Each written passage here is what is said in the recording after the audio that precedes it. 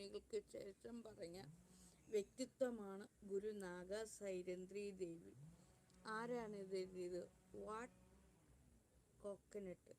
കേരളം ഒരു ഭ്രാന്താലയമാണെന്ന് വിവേക സ്വാമികൾക്ക് ശേഷം പറഞ്ഞ വ്യക്തിത്വമാണ് ഗുരുനാഗ സൈരന്ദ്രി ദേവി. തമ്പുരു മോളെ ഇതും കൂടെ ഇതിനകത്തിൽ ആഡ് ചെയ്തേക്കൂ. നല്ല വാക്ക് അദ്ദേഹം പറയുന്നുണ്ട്.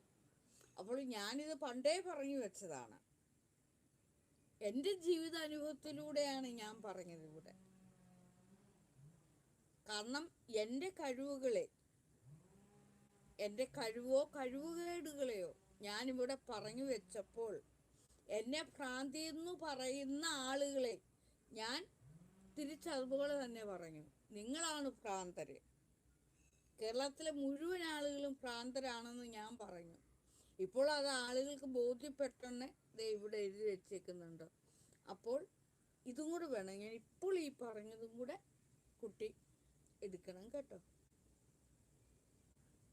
എല്ലാവരും ഈ ആത്മീയപരമായിട്ട് ബന്ധപ്പെടുന്നവർ മുഴുവൻ കേരളത്തെക്കുറിച്ച് ഇതേ പറയാൻ പറ്റുള്ളൂ. ആത്മീയപരമായിട്ട് സ്വന്തം അസ്തിത്വ ബോധം തിരിച്ചറിഞ്ഞ വ്യക്തികൾക്ക് കേരളം എന്ന ആ ചെറിയ കുഗ്രാമത്തെക്കുറിച്ച് ഇത് മാത്രമേ പറയാൻ പറ്റുള്ളൂ.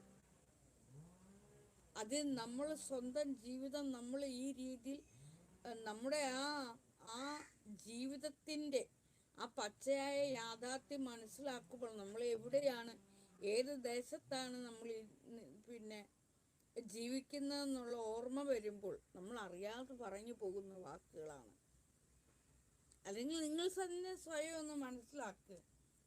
എന്നെപ്പോലെ അറിവും കഴിവും വ്യക്തിത്വം ഒക്കെ ഉള്ള ഒരാളിനെ ഭ്രാന്തെന്ന് പറഞ്ഞ് ചുമത്തിപ്പെട്ട് മാറ്റി നിർത്തിയ മനുഷ്യ സമൂഹം തിങ്ങി നിറങ്ങി നിൽക്കുന്ന ഒരിടമാണ് കുഗ്രാമമായ കേരളം. അവിടെ വിദ്യാഭ്യാസം ഉള്ളവരില്ല, വിവേകമുള്ളവരില്ല. ഞാൻ